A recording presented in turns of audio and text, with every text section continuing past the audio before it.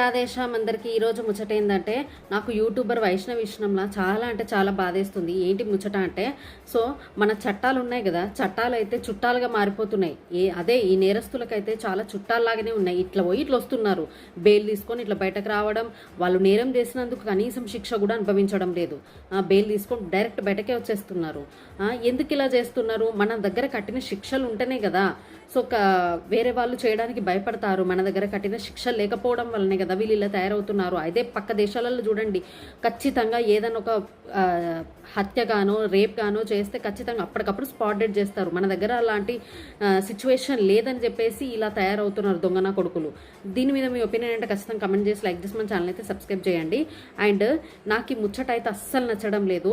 వానికి పంది మేపినట్టు మేపుతారు. ఇంకా వాడు ఏదో పెద్ద ఘనకార్యం చేసినట్టు వాని ఫేస్ ఇంకెవ్వరికి చూపిస్తలేరు. చూపిస్తానన్న కదా వాడు చేసిన పనికి అందరూ తూతు అని ఉంచుతుంటే వాడు సిగ్గు, వాడేంటి అక్కడే చచ్చిపోతాడు సగము అలా ఉంచుతుంటే.